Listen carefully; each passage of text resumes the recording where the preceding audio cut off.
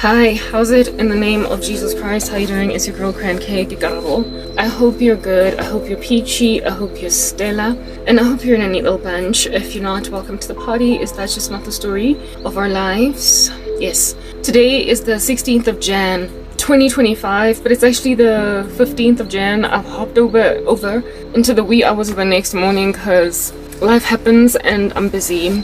My schedule is killing me inside, and every so often, because I've just got so much to do, I overlook certain things, and upon overlooking these certain things, I then have to go back to the drawing board to fix them. So that's what I was doing until I hopped over into the next day. But hey, we're here.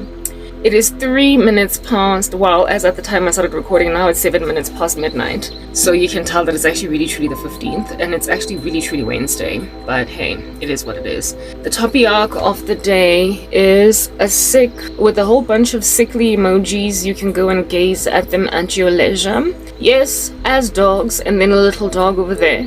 Yet rebellious like they're cute. Let's say that again. Sick as dogs, yet rebellious like they're cute. That is the topic of the day, largely. But it is what it is. Alright, okay guys. What's good? What's down? What's up? What's left? What's right? What's in the center? And what's doing the tootsie roll? I don't know. You tell me.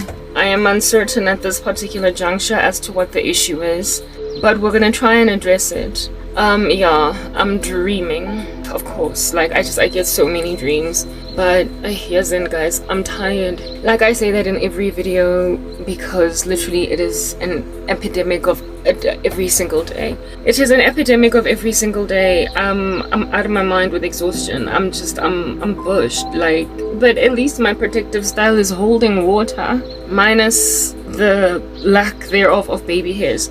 Okay, so maybe there is something worth a while to talk about before we dive into this deeply, like, horrific topic.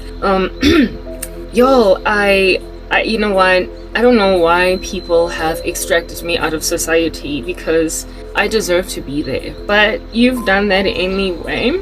So, boo-hoo do you, Gensery. You know what I mean? But I'm feeling quite chuffed with myself. Very soon, one of these days in the, like, coming nighness of days, I am going to show you excellent purchases I made.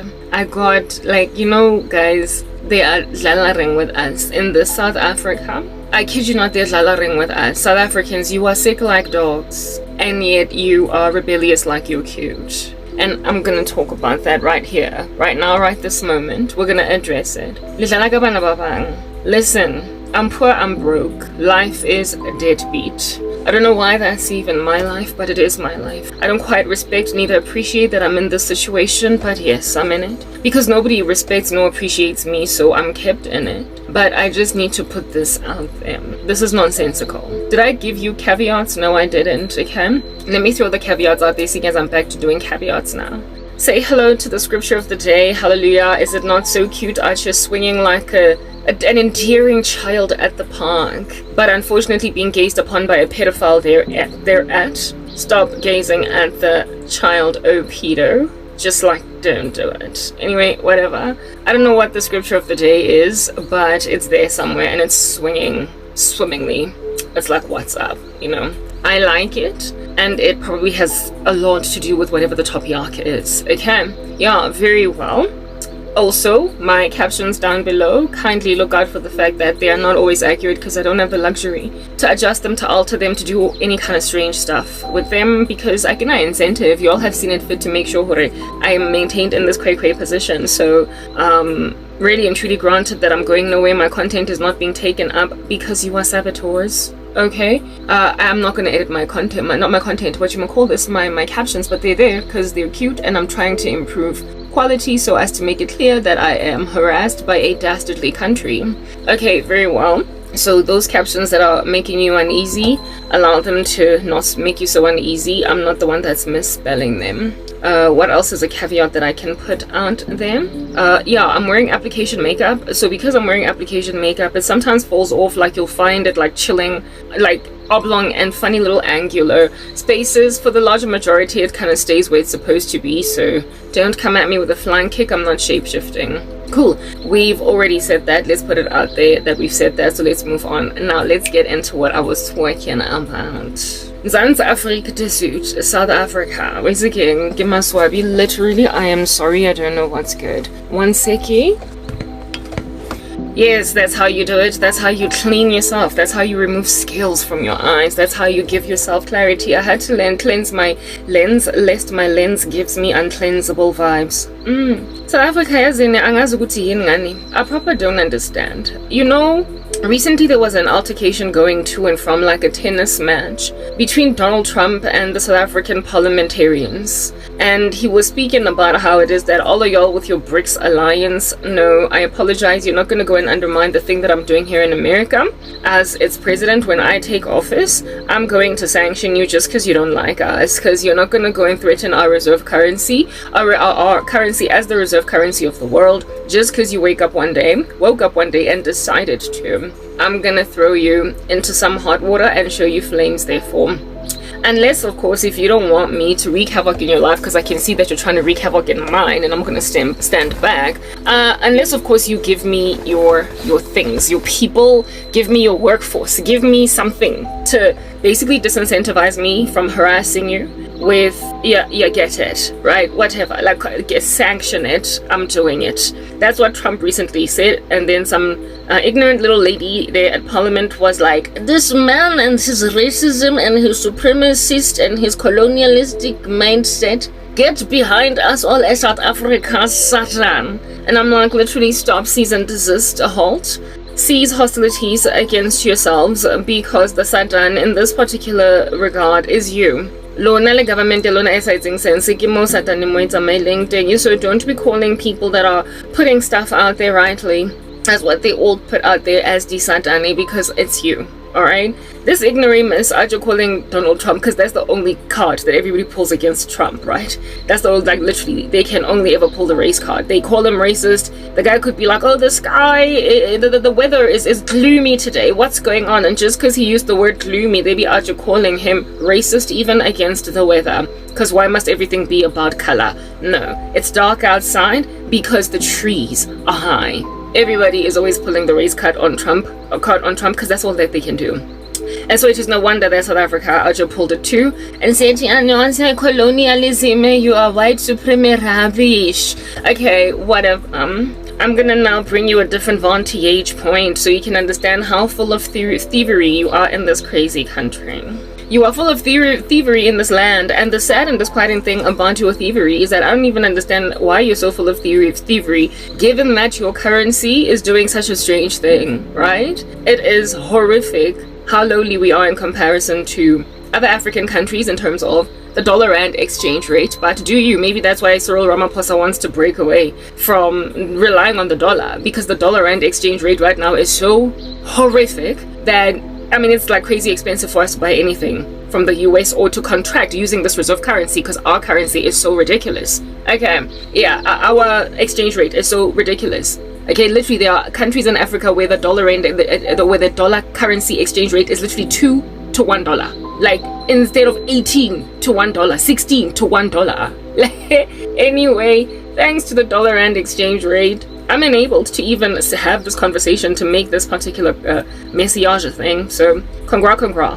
Listen, okay, the way that South Africa, there is evidence, like literally stark, it's beefy, it's gawking at you, it's got Zimbabweans out you walking on a terrace acting like there's nobody watching you look all naked on your terrace, okay?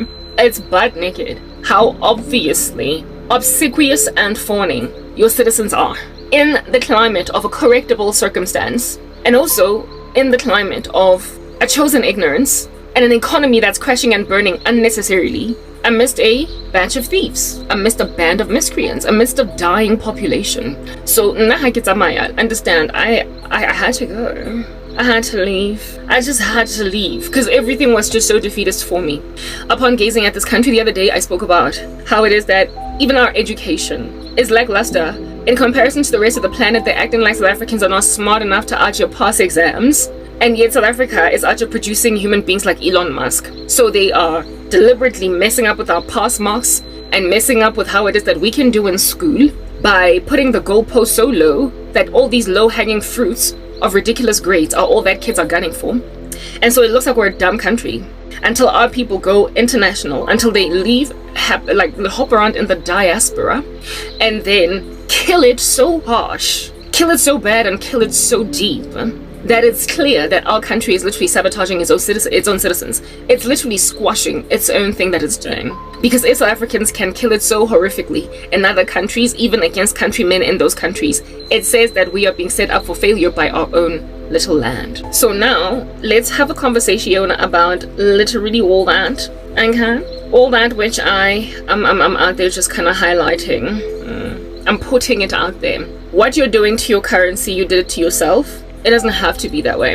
And also, it is a lie from the pit of hell, or maybe the problem of the finance minister or our fiscal policy or our international relations that are putting us in a position to suffocate so horrifically. Because look at the corruption in our stores. Maybe our inflation is like that because of the corruption of individual South African merchandisers. Perhaps our issue is the corruption, the grain of just nasty, I'ma drain this, I'ma drain this, I'ma drain it mentality of people who are merchandisers. I kid you not. Why do you think South Africans get all nar and mad at foreigners, foreign nationals that are doing better than them? It's because you're swindlers, guys. I kid you not, you are thieves. Elon Musk could not out here hang out his Starlink on our shores and our streets. I spoke about that the other day. You're gonna have to go and check all that out, okay?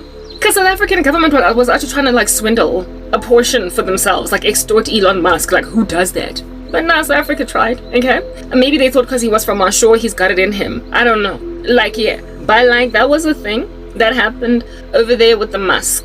Okay, cool beans and bananas. The Musk pulled away from South Africa on some, okay, whatever. Look, I tried, okay? I tried to give back to my land, but we're done here. Okay. You are crooks. There's literally no other communique that I can put out there. You are crooks, South Africa. You are crooks. It is no wonder your children are passing away from poisonous food, seeing as the years have progressed and you've become more tarnished in your morality, and so now children in the car seat, children in the widow are passing away because merchandisers, men and women that are your own little small to medium enterprises in the car seat, yeah, that's what's good, are literally selling poisonous food that is crazy expired because the country is too cheap, yeah, to employ basic regulation over food distribution. You can learn a few things from the United States of America. They've got a little section of life there called the FDA. Yeah, because of FDA rigorous checks, an approved spaza shop would never have been allowed to sell rotten food or expired food with arsenic in it or whatever to some 4-year-olds until they died. Never would have gone. Never would have taken. But you see, in order to establish a body like you're another FDA, seeing as you're coming at America like a ton of bricks on some, we don't need you no more, especially considering it's too expensive to buy anything through you. Your little currency is giving me grief because it's too big, so it ain't that little after all. So what I'm gonna do is out here hang out with Vladimir Putin, Xi Jinping, and anybody else that I can hang out with, and flail my big fat BRICS flag, and then say that I'm going to destroy the US as a reserve currency. Notwithstanding why in the world under heaven it is that the Americans got to that point, how they became the global reserve currency. Yeah, they understood basic things. So the Lord blessed them richly with all that superpower status, alongside the fact that they were godly at some point. They're kind of falling apart, but that's not that story today. Okay, Mamelang. To establish bodies like those, to essentially have a society, right? A citizenship, to have this here is my countrymen and they are rainbow, because you love to call yourselves the Rainbow Nation. It's your tag, okay? This is my Rainbow Nation. Look at it, it is so diverse, and you're feeling all proud, like patting yourself on the shoulder. Mamelang. When you have a Rainbow Nation and you want to take care of it, when you have, long story short, what we call civilians, citizens in a country, and you want to take care of them, you need to go out of your way to pay for the safety of society, because after all, what makes up your society are the individual members down in the street. Their health generally makes all the difference. Like in a company, for instance, job satisfaction is important. So you're not going to get job satisfaction out of people when they don't feel enabled on the job, when they don't feel motivated, when blah blah blah. So you come up with all different kinds of programs, KPIs, future aspirations. You come up with team buildings. You do all these things, and what do those things do? Okay, I will give you an example with MTN back before it became the Grinch that stole Christmas. All right, yeah, it was, as at the time when I was employed by them, a couple of years in a row, employer of choice. Why were they employer of choice? Because it was this company that people, upon working for it, not only got these gargantuan bonuses, so they got rewarded for their hard-earned, for their hard labor, right? At the end of each quarter or whatever. Okay, I'm hearing funny little noises coming from outside. They got rewarded at the end of each, not so much quarter, but year, right?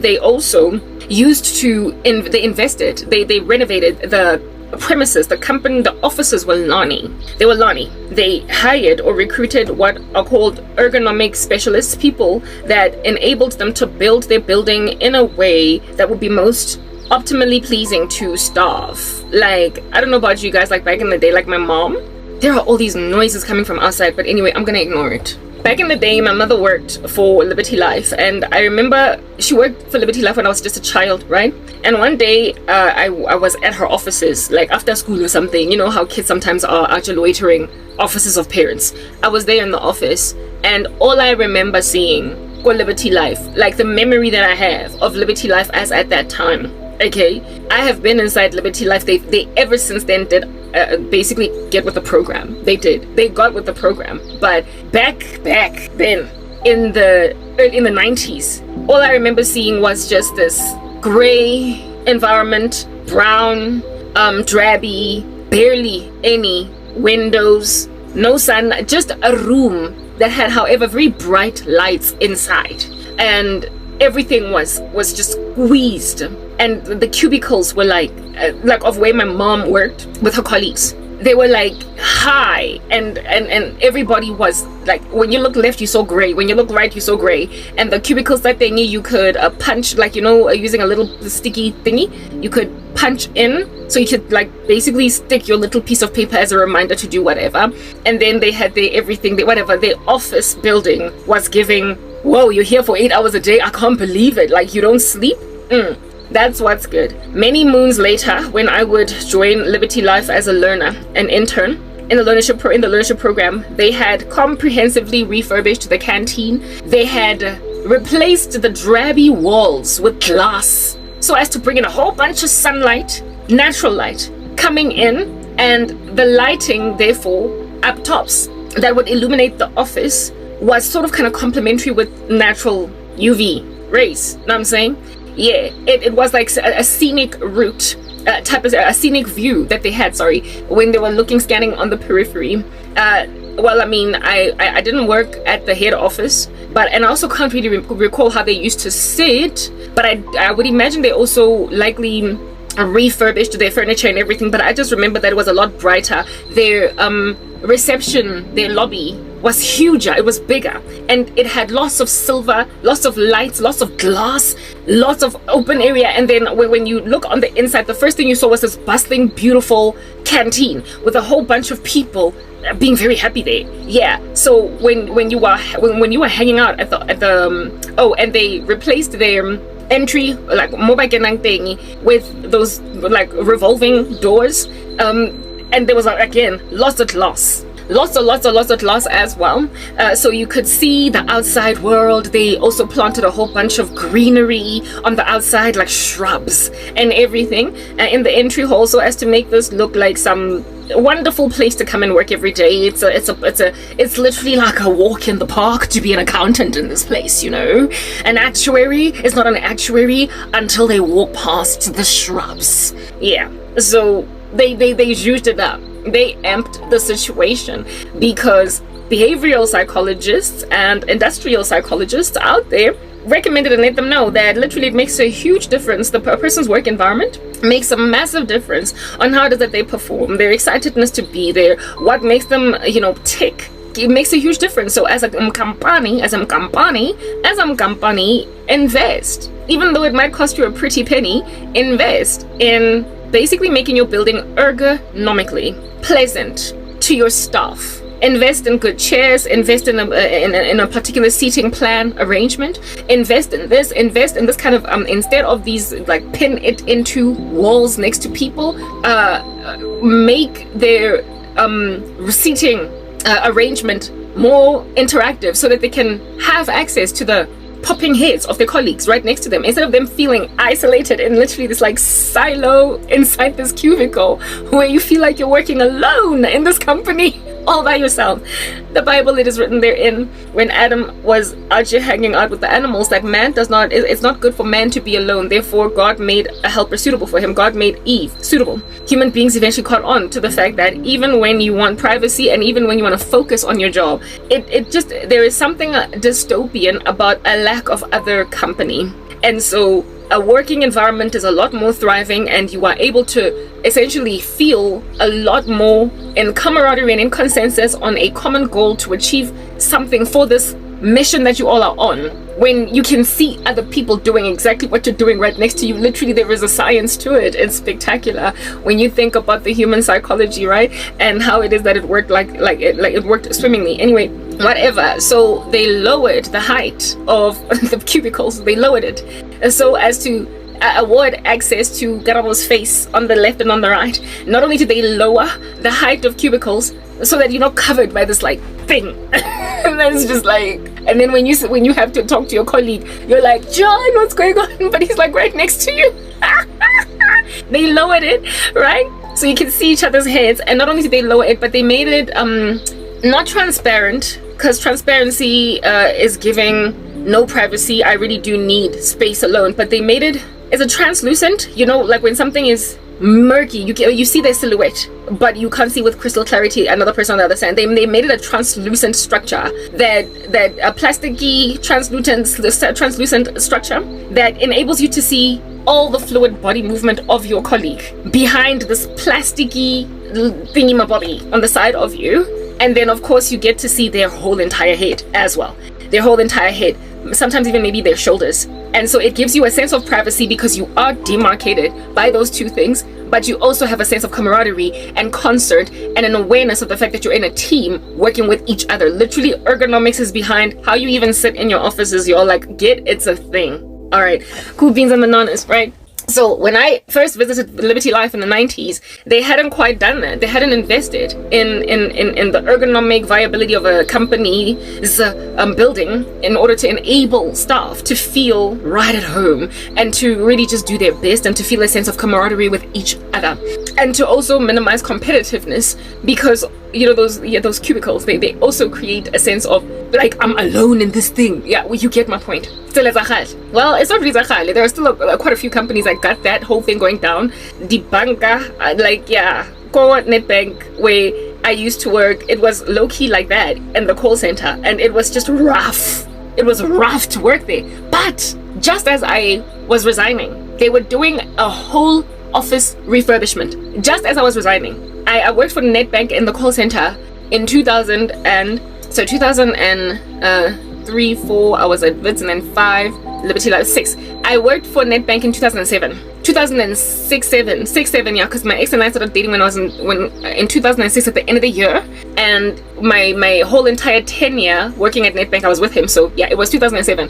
I was working at Go Netbank, it got 2007, and they were already sort of kind of catching on to the era of the circumstance. I don't know what in the world I'm hearing in the back end, okay? Like, when the noises are coming from outside, and I was there for 9 months in the call center. I didn't leave Netbank. I moved to another department, okay? But from the call center, right? But at the time when I was leaving, they had, because they were working largely with youth, they colored the whole, like they demarcated the individual business units, they demarcated the individual subject areas that we were focusing on in the call center by color. Netbank, the color of that company is dark green, you would know, right? Still to this day. But there was red in there was turquoise in there was orange in there, depending on, are you doing home loans insurance, are you doing policy administration, are you doing what's going on, what's good, yeah.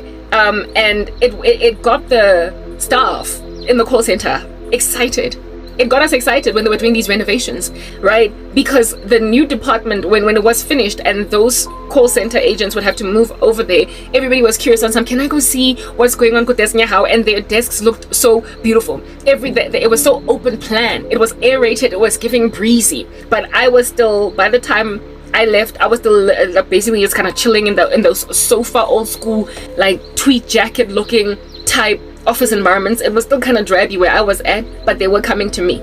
They were coming to my team, but they did a whole haul to ergonomically improve that working environment to make it better. They also brought what is this? Like the place where our boss sat. Historically, it's like he and she, we had two bosses. They sort of kind of sat with us, but this time around, instead of awarding the basically, in order to give them a sense of authority and a sense of importance and a sense of, above us, they still sat in their own little corner, but separated from everybody else, instead of with us. And even then, open plan. Their little desk where they worked, you were able to see is he there? Is Riyadh there? Is Leanne there? You know what I mean? Yeah, type establishment thing to open up that office environment for better rapport, better communication, better what a fish paste. And they demarcated us like they basically put postage stamps on us to say this is the department, it's yellow, that one is green, that one is what a fish paste, etc. They were doing a haul already in 2007, so I don't know when they did a haul go Liberty. Well, actually I do, because a whole bunch of my family members kept working there, and my ex-boyfriend also used to work for Liberty Live, so I got to see the company transform over the years, and they hugely improved from what it is that I saw when I was a primary school child in my mom's offices, and it was just giving it was giving, I can't believe this is where I'm going for the rest of my life. Is this gonna be what I'm like? Is this how I'm gonna live one day? Is this gonna be my life? I don't want this. But then by the time I was old enough to work, it just was so seemly, it was so drawing that I was out to trying to do that, right? Also, Go Liberty Life, they ended up having this one hangout joint where I used to hang out almost like every Friday because my boyfriend used to work there, right? Where you could play pool, you could buy drinks, just a relaxation sort of kind of low-key social club in the company, and it became a hangout spot for young professionals. And I was always there because my ex worked there, so we hung out there every Friday and we invited friends and whatnot. It was like a cover charge free club type establishment thing.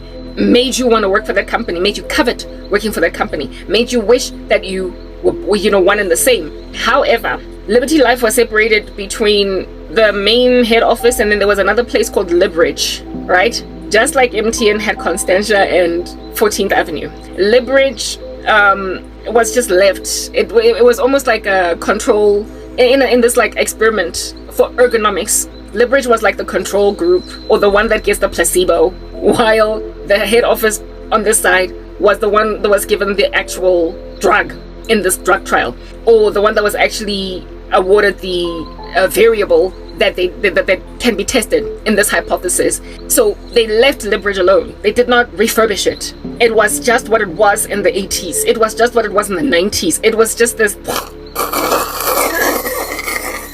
building. I remember walking into Libridge. I used to hate going to Libridge when I used to work at. No, I didn't work. I did work at Liberty Life. I was a learner. I was a learner. I was in an internship. I never got to be a permanent employee. But even in my internship, I was based in Randburg in one of the branches, and not so much in the main head office. So the only time that I would go to the head office under the learnership is when there was a meeting for all learners, for them to brief us. And sometimes the meeting would be at Libridge or at the head office. And guys, going to Libridge was like going, I can't even describe it. It was like going to school in the morning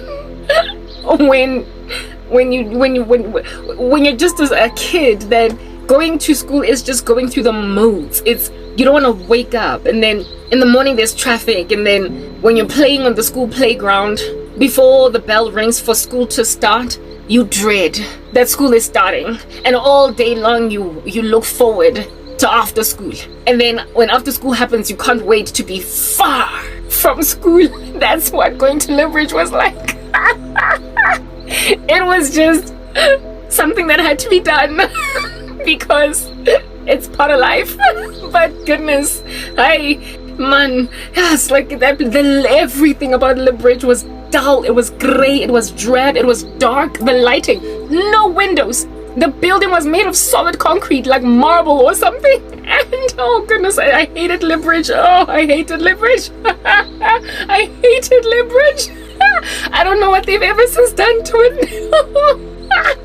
The lifts. Oh, the lifts. You felt like you were in a tower of terror. Just waiting for them. There was so much brown and grey everywhere. And there was no light, and there was so many of them, and it was just like these 1, 2, 3, 4, or maybe just 1, 2, 3, and then behind you another 1, 2, 3. And when you click on the lift, you will click on every last one of them, just waiting for whichever one will come, and then you go in. It was so drabby. And then once you were in on the floor, you look around and it was like, okay, so I'm here. Where's the meeting? Where are the other learners? Because where it is that you would every every floor had a like receptionist. Everything was closed up, like a dentist office or like a doctor's office, or you know the way that an office building that has rented space out to different companies would be closed up, and every single like silo of a little mini company. This is a law firm, this is a real estate agency, wada. There's like a receptionist at every door, at every behind every door, because you know on this end you're going to see a private investigator. Over there, however, you're going to see a lawyer. Over there, however, you're going to see a dentist. Over there, however, you're going to see a doctor. So you can see how they're so siloed, so separated. Yeah, but Libridge was like it was like that, but it was from one company. It was terrible. It was legal, separate. There was HR, finance, separate, and everything had its own closed up door that was labeled this particular department, this particular business unit, and you had to like, you know, click the buzzer, this is it, and then the receptionist lady would like be like, and then go underneath her desk or whatever and click and press a button open for you.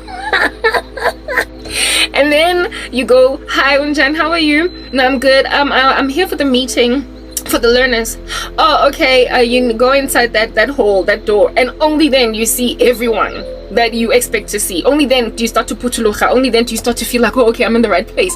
Because even though this is a meeting where literally like 150 to 200 learners are going to meet, you will not see even one in this lobby, until you are shown where the meeting room, the boardroom, the whatever, the place where you're going to be getting briefed is at. And then when you open the door, you hear this bustling conversation between people, because everything was just so sealed. Everything was so closed up. You felt like you were in a dystopian nightmare where it's quiet like a ghost town, until you open the door and it was, surprise, there are your colleagues, a surprise, there's the staff, surprise, there's everybody. A company should not be like that. It is no wonder people were so bored on their jobs. Anyway. Yeah, Libridge looked that way. Just drab, and everything was just siloed, right? And it was brown.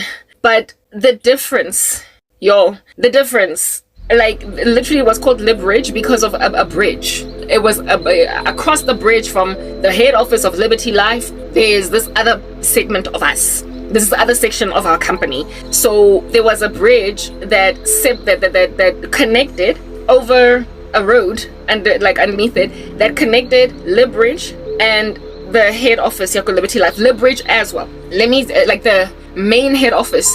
Outside, plants, I told you, was like a little bit of a forest there, like wee. There was like a little bit of an awimba way, green, pink, beautiful things planted. There was no plant life for Libridge. It was just dry. Outside, there were no trees, nothing. It was just this like office building. It was just an office building, and that's all that it was. And inside, you felt enclosed in. You felt like the walls were closing in on you because barely any windows. Everything is just solid rock. Everything is solid brick. Everything is solid mortar.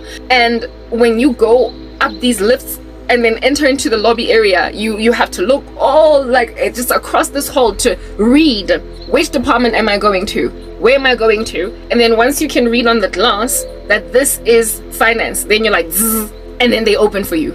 And even then you still have to go to some other place to see all the people that you need to see. Yeah, there was however this bridge, or Lib Bridge, conjoining head office Liberty Life and the Lib Bridge, the other side. But there was this bridge conjoining the two. And this bridge, it was like, the best way that I can describe that bridge would be basically what people that endure a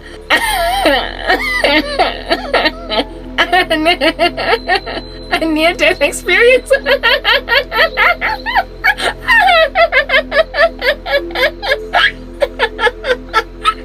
People that endure a near-death experience and then they go through a tunnel.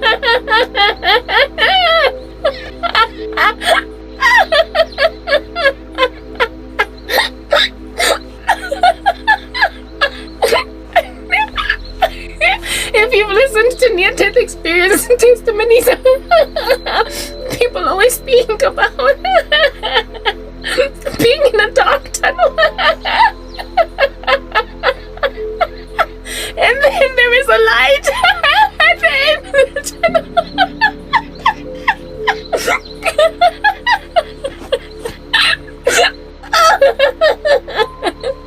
I'm sorry.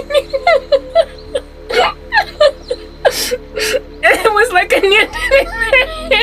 like a near-death experience.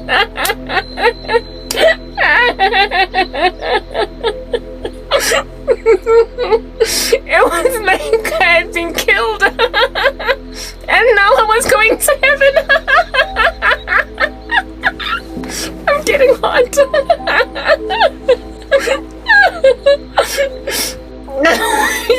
You went from a dark place to this beautiful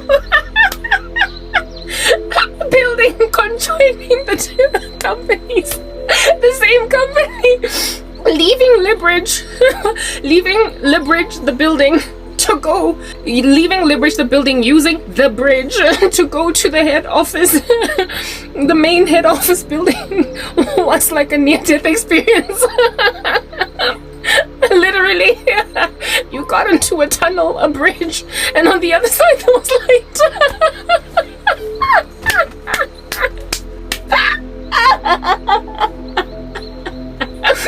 Same company, different experiences.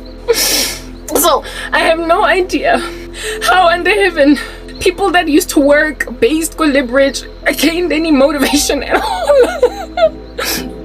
And you know, it's funny, it's ironic, because a lot of the brokers used to sit on Lib Bridge, and I'm like, yo, that's a cost, that is a profit center for the company. That's how this place is breathing. These people are the ones that go out there and scout for talent. Why are you making them work at Lib Bridge? Give them an office in the head office in the main building and they might have a better time. But I guess, you know, renovations and refurbishments are incremental, you know, iterative. They are iterative. You can't do them more than one sitting. So maybe ever since then, because it's been over a decade that I was there, maybe they have ever since then zhuzhed up and refurbished Lib Bridge. I don't know, but Lib Bridge, literally leaving it was like a near-death experience. It was dark, and then you went through this bridge, and everything just got bright. The bridge itself was like a bit of a centerpiece. Yeah, the company that motorists that are driving Port Braamfontein would look up, right? They would look up and see like employees Bako Liberty just like going up and down, up and down, up and down. It was open plan. It was giving cable car over Table Mountain. It was very scenic and a polite environment to be in. I guess in very many ways it was similar to the bridge that connected phase 1 and phase 2 go MTN, where I used to work, which I'm getting to right now. Very, very scenic, very glossy, but nothing compares to MTN, right? Well, in terms of the companies that I've worked for, in terms of the glory of those companies. Yeah, just scenic, and you see grass, you see beauty, you see glory, you see the cars, you see Johannesburg. On the outside, you see the M1 highway, the N1 highway. and you don't feel claustrophobic and encapsulated in this crazy, like, boring, very rote, mundane 9 to 5 like rat race. You feel a sense of calm. It's yeah, when ergonomics are taken into consideration, you are given an optical illusion of being on holiday, but you're actually at work. So what they do over there at Google, understand, and what, like, their whole ergonomic look and feel of how their life goes, and that's why today it is the powerhouse that it is, even though not so long ago they out here were laying off staff members. What they do in many marketing firms was what they've been doing all this time, like PR firms, essentially creative industries. Their ideas concerning what it is that it inspires their staff got adopted only much later by like white collar, very sort of kind of cutthroat and paper dry corporates. They adopted it later because it actually works.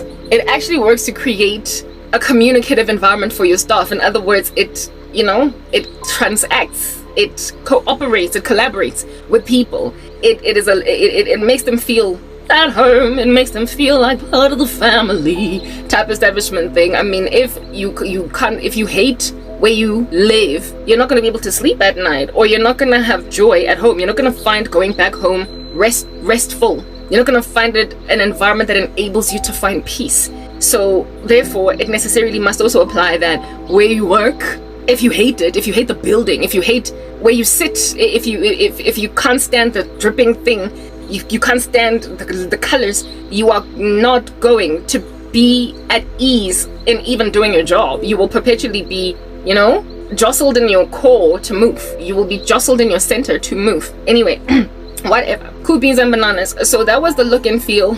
Yago Liberty Life, the main building, versus Libridge. And the bridge gave this huge contrast to where you come from. Go the Libridge behind you as you're headed into heaven over there inside Liberty Life. You saw the big fat differences, and I could feel the motivation and inspiration or lack thereof depending on where I was. I hated meetings at Libridge, and it's ironic because my final interview for the what do you call this, for the learnership was at Libridge, all right? But I killed it anyway. However, it was all drab and everything because I would have much rather gone to the head office, the main building. Yeah, but I hated every time we had to go and meet go Libridge because I preferred to go the head office. Ironically as well, the little club party like place downstairs, go downstairs, go Libridge. Magalona is not air, but then again, it didn't have air. It was all ensconced, all enclosed in, because that's just what clubs are. They ain't got no windows. That place was like a little club, so it didn't matter that it didn't have windows because people who are drinking like dark places.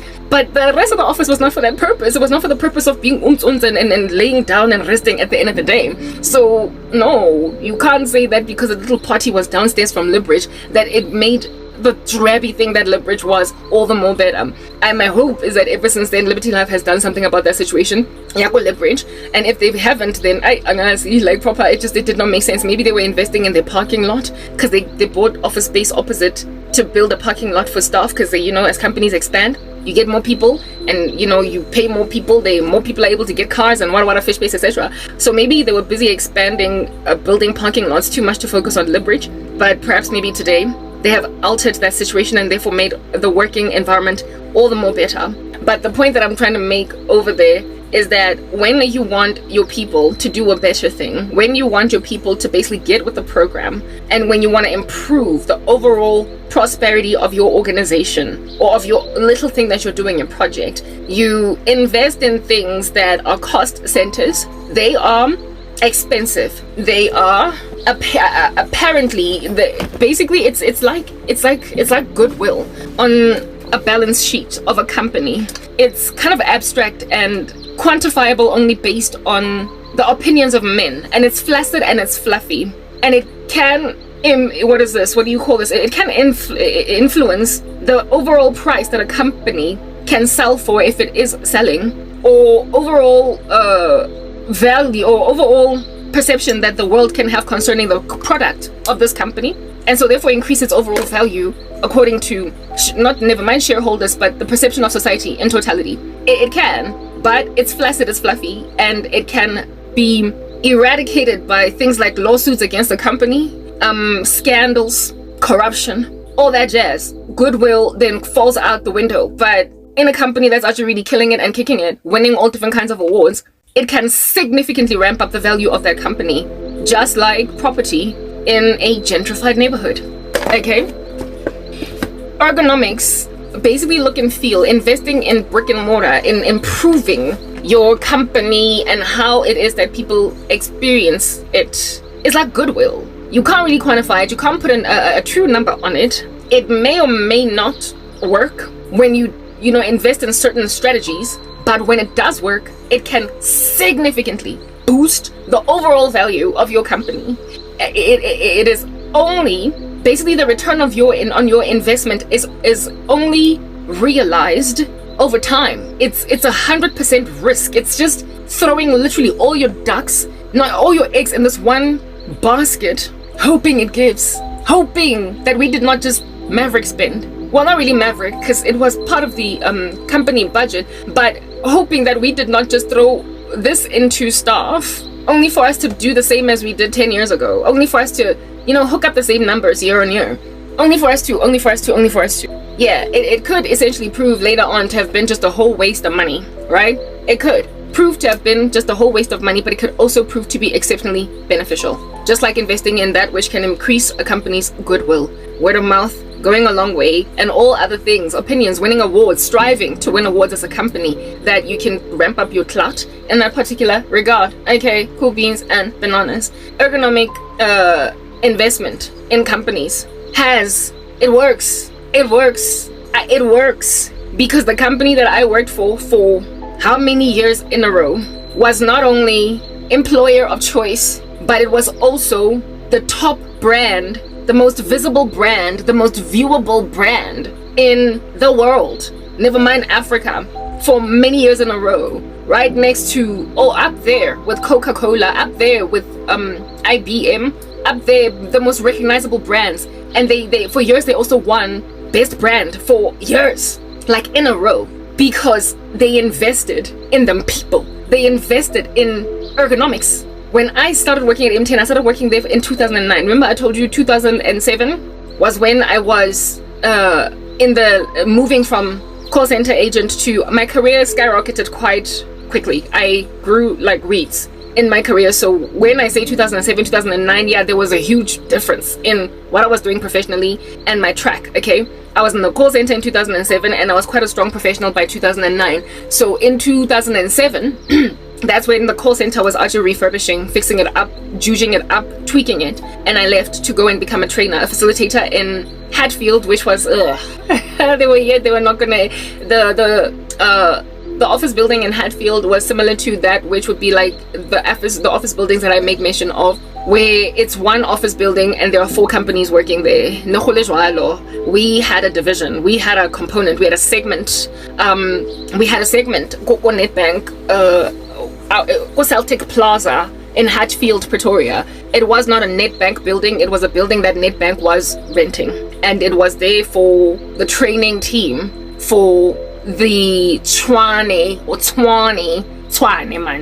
area, and it was just somewhere we had to be close to Tshwane because we were training staff members in that region. Remember, remember Gauteng is made up of Pretoria, like Johannesburg, so it was onerous and taxing for Johannesburg trainers to travel all the way to Pretoria, or for Pretoria employees of Nedbank in the branches, like the branches in Pretoria and in the Tshwane area, Soshanguve, Mamelodi, whatnot, to go all the way to 100 Main in downtown Johannesburg. And so they created our department, and so they bought us a little boring apartheid looking old school, like hard knock marble, nothing breaks there because it's made of reinforced wood. Yeah, they gave us that office that had no windows, and it was yeah.